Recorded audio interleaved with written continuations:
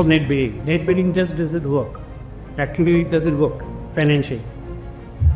But they are allowing net metering method up to 500 kilowatt, 500 kilowatt. Now, at least, of course, not it's in megawatt scale, but at least if that happens, which is now 5 kilowatt, goes to 500 kilowatt, it will make a difference. They put a lot of the concepts and issues, rather, of the secondary steel sector as far as green steel is concerned.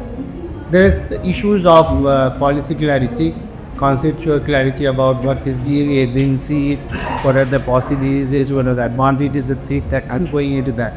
In quantitative terms, we are essentially talking. Couple of topography that is required for producing of green steel. Green steel can be produced either through green hydrogen. Now, here we are talking of an elephant and we are trying to eat an elephant. We can't eat the elephant as a whole. You have to do small bites at a time. Just like during the GST regime, the GST was implemented, it was on a war footing very factory. So even though the government has given us a timeline of 2030, 2045, 2050, 2070, this is actually very sugar-coated. We have to do it on a war footing right now. As Professor rightly mentioned, research is an active role, it has to play an active role.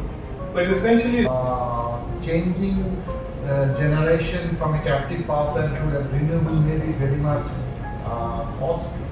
So in that situation, allowing the emission of CO2 or CO into the atmosphere will be a difficult task, and then the best route will be the carbon capture route. And the chemical route will be the best as regards the cost is concerned, because there may be many routes by which you can capture the CO and CO2.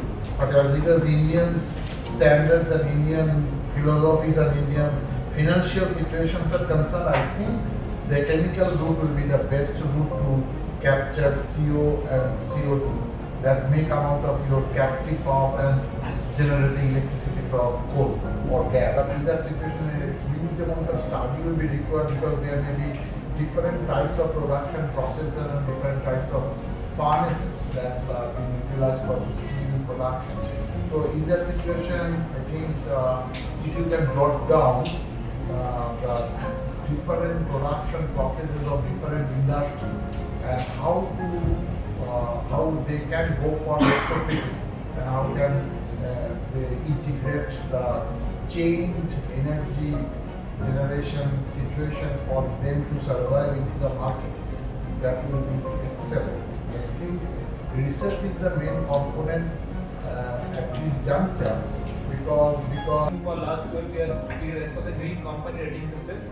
So this is one of the, you can say, first of its kind in the world initiative which we are actively working with the different sectors. Steel is one of the major sector. More than 21 steel plants we are currently working on. Steel, JSW, then our JSPL, then Tata Metals, PSPDL, multiple units are there. So ultimately we are seeing the end-to-end process. We are starting the raw material, then transportation, then manufacturing process, supply chain, and ultimately whatever the product is. If the emission is below 2.2 tons, then per MPPA of production, then CO2 emission, then it will fall into fixed. And as Nupam mentioned that there are different types of ratings, that the energy consumption today for the steel sector we are having around 8%.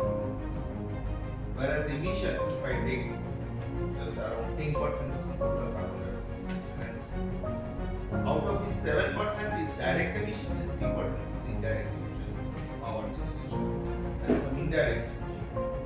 Now, see where I want to go, what I want to achieve. Today, as per last COP 29, we have to achieve 100% no carbon emission by 2050. Whereas of course, since we are doing measures have been taken from removal of ISPs or industrial transmission billing charges, waiving of that. Then there is banking allowed, banking of renewable energy is allowed. There is a, we can say there is a fast track mechanism for allowing of open access. So these are some of the measures that have already been taken by the government to facilitate the access to renewable energy. now that the cost component, there are two aspects. One on the green hydrogen side, one on the renewable energy side. On the green hydrogen side, although the alkaline technology for the electrolyzers are already